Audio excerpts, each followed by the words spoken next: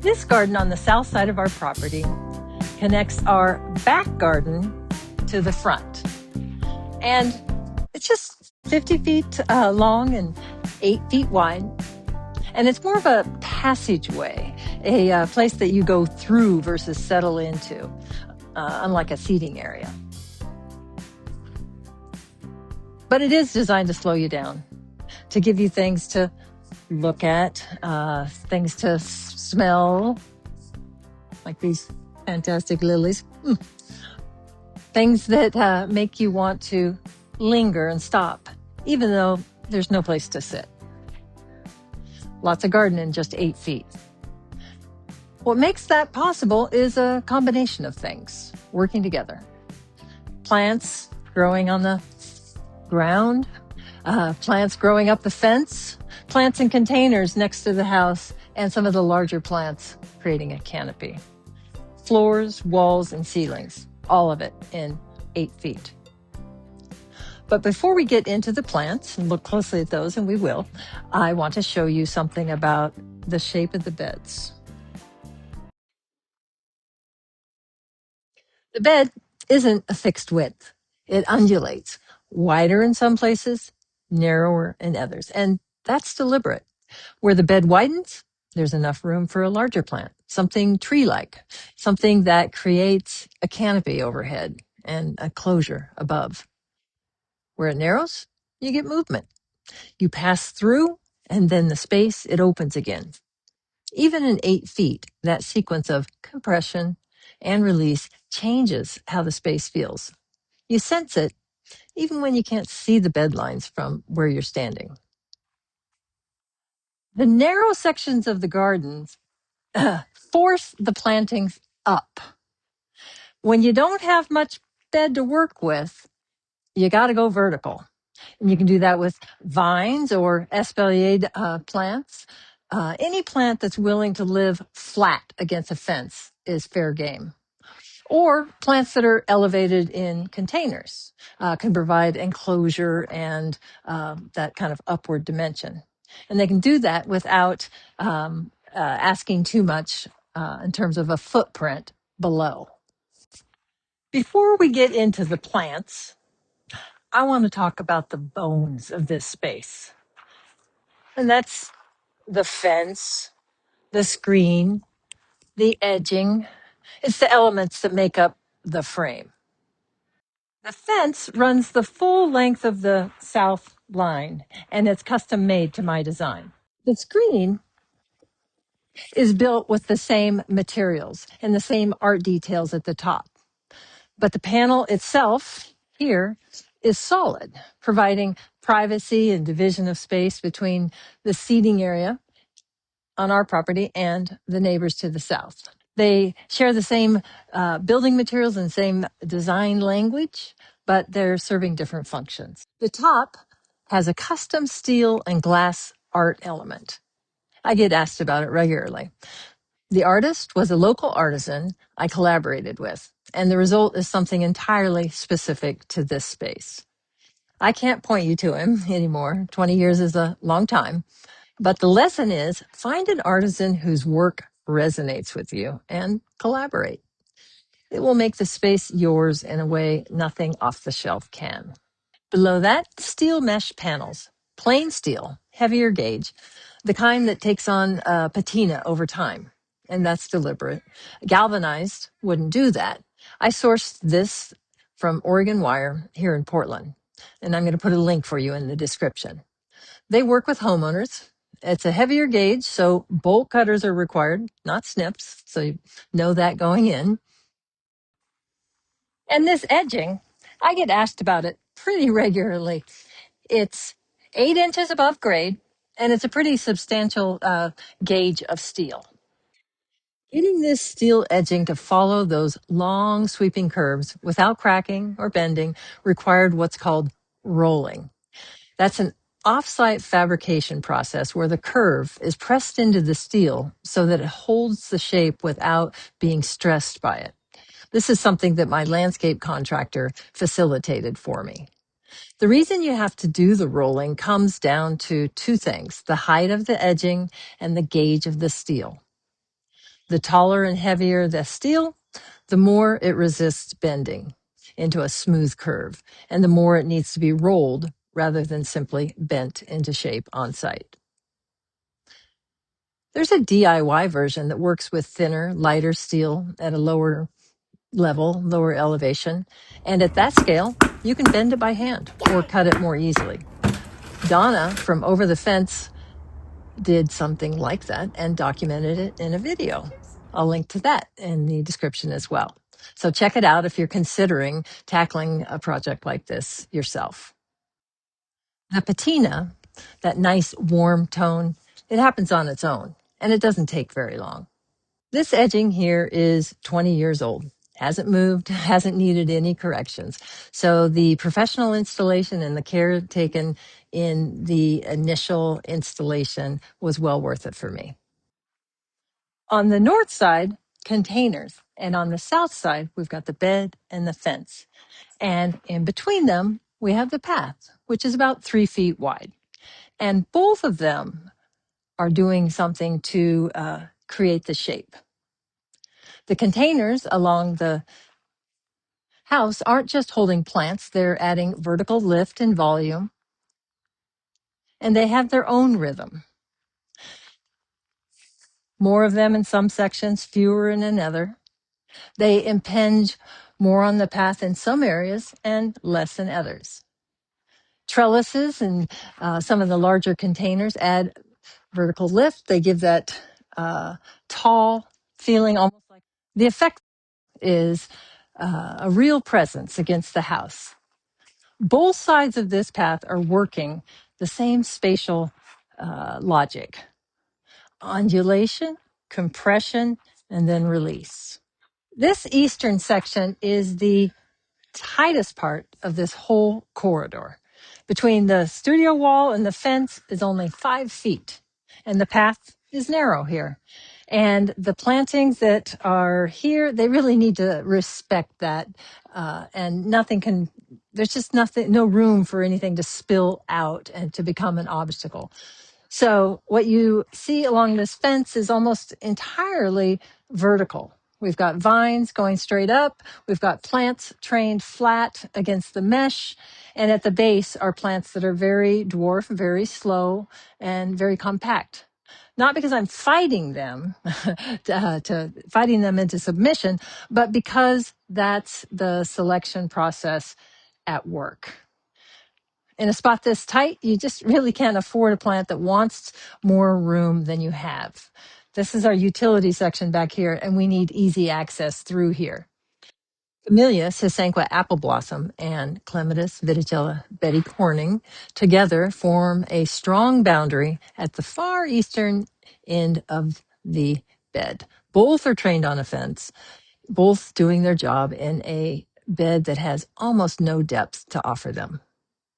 At the studio corner, we have Suga, Thorson's Weeping. And we saw this in Tall and Narrow, another video in this series. And here it's acting as a pillar, marking that threshold where the path releases from that tight passage behind me.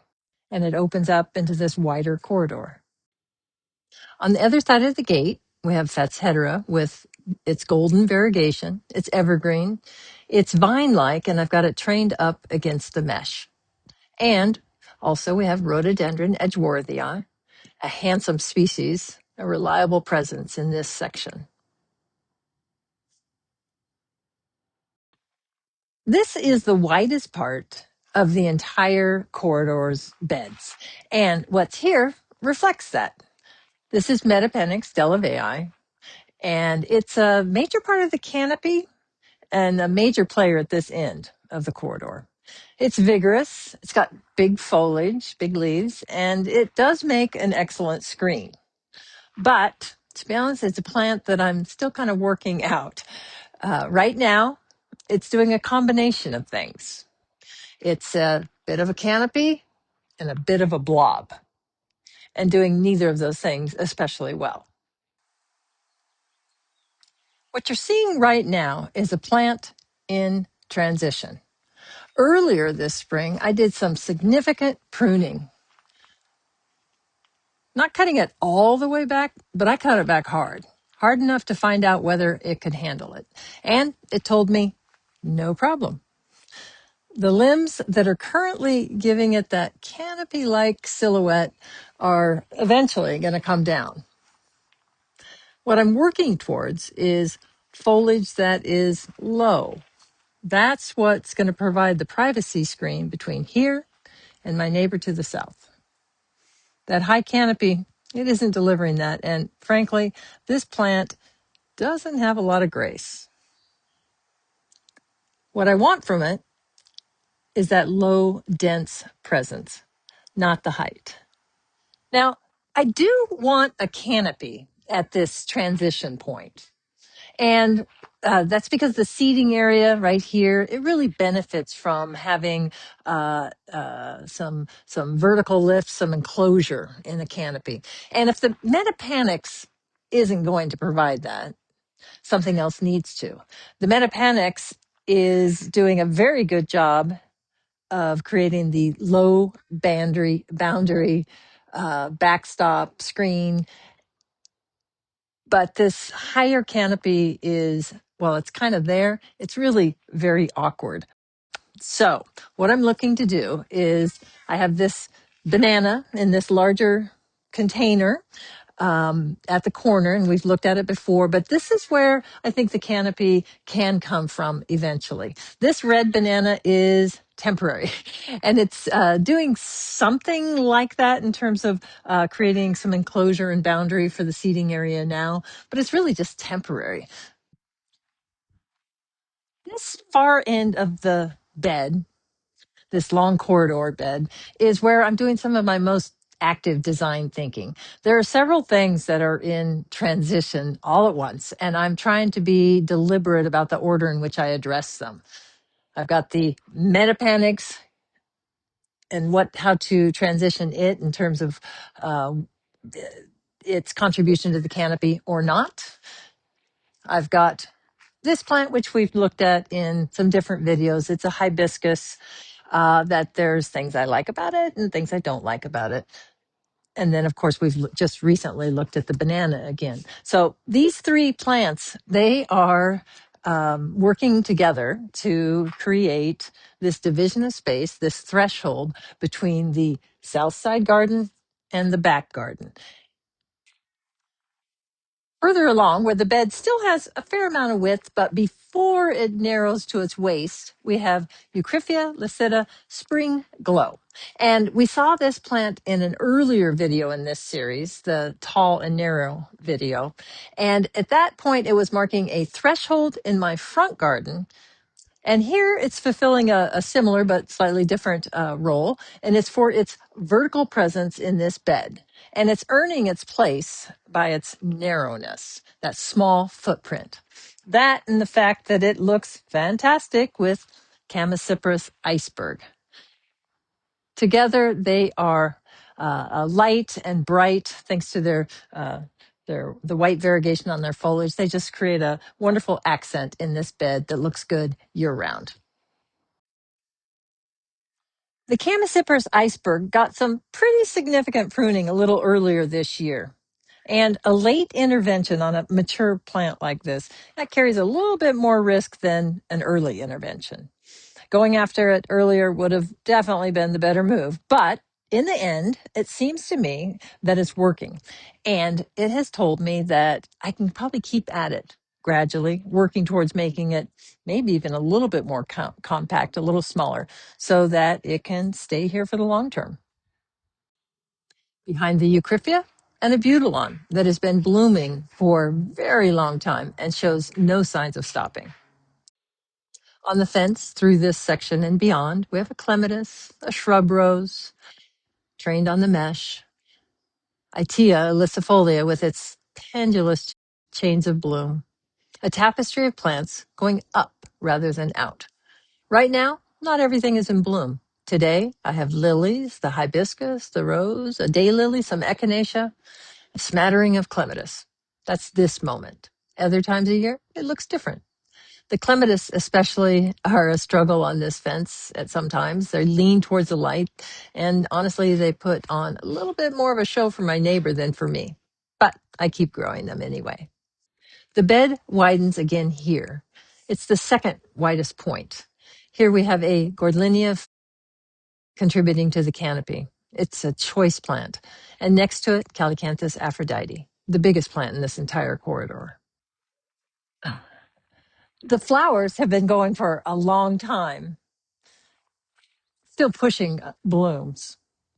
And the foliage is bold. Look at the size of those leaves. Garden visitors always stop here. It also suckers relentlessly. It pushes new whips of growth from the vase here. The Clematis to the west of the Calycanthus are blooming better for my neighbor than for me. They're pretty shaded out on my side. And this is Gordlinia grandiflora, and it's kind of like a magnolia, and it's just to the east of the Calycanthus, and it doesn't have enough room next to it. It is a very choice plant that really deserves better conditions than I'm giving it. So these are the types of conversations that I keep having with this garden. I love the Calycanthus, and right now it's the winner in the duel. But there are other things that I love that are losing out because of it. So these aren't things that I've resolved yet, uh, and I'm not necessarily sure that I'm ready to decide what to do on this Calycanthus. Below it, the ground covers are working hard against significant root competition. We've got a golden lazula, brunnera, ferns, hosta, tough plants in a tough spot. West of the Calycanthus, the bed slims again. The plants here are chosen specifically because they don't push. I've got dwarf pieris, a dwarf Chamaecyparis, cryptomeria, japonica tansu, and they're slow and steady, and they're holding their positions without asking for more room than they were given. Tansu in particular, I prune rarely. It doesn't require it. When I do go after it, it responds very well. But mostly it just stays exactly the right size and shape. That quality, a plant that is naturally what you need it to be, is worth a lot in a narrow bed. There's a difference between these plants and something like the Chamaecyparis Iceberg back there, the one I'm having to work to keep in scale. These I'm not fighting. If I'm fighting a plant, it's because it's worth it. When it stops being worth it, I make a change. An Espaliered Camellia towards the western end of the fence. Train flat, another example of the fence doing double duty. Ferns and grassy textures at its base. Here we're at my entry gate and the arbor above it. On the arbor, there's a ornamental grape. And I've been growing that for quite a while, and I've liked it very much at different times. It has large leaves, nice purple foliage, good fall color, and that foliage can actually be a real asset. However, at this point, I'm doing more cutting back and wrangling with it than enjoying it. What's happening is that the coral bark maple up above there is shading it out, so the color on the foliage isn't what it used to be. But it's still really vigorous, puts on lots of growth. And so I'm spending more time cutting it back and managing it. So there's not a lot of point to the plant anymore. What I do like, though, is that there's a rose up here that at different times has just been gorgeous. And there's also a clematis going through there. So if I remove that grapevine, I kind of think that my rose will do a lot better and that clematis. The gates themselves are where my real design dilemma is. These gates are nearing the end of their lifespan. They are worn out and in desperate need of rehab. I designed these gates around these stained glass inserts, and I've always really, really liked them. Now that the gates are coming to the end of their lifespan, they need to be rebuilt. I have a decision to make. whether to go in a new and different design direction or basically replicate what I've had here for the last 20 years or so. Something new, something old. I'm torn. I don't know. We'll see. I'm just not sure, but something has got to happen. These gates are very rickety.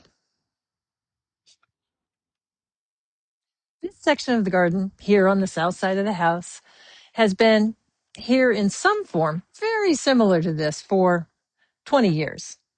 The fence, it's the same. And the screen that we looked at back there, that's the same. And these gates are too. But before the steel edging, there were angular raised beds made of wood. This version was in the same little strip of land, employing the same principles, but it was a different implementation. I've used versions of this concept in client gardens using angles as well as curves. Even when the geometry changes, the idea, the underlying concept remains the same. As much as things are always changing, there's a constant as well. And that's the ongoing conversation that I have with myself, asking myself, what do I want here? What's working? What is winning at the expense of something else? For example, the Metapanax issue is still unresolved. And we've got this Calycanthus issue unresolved. And the gate, ooh, we're going to have to do something to deal with that.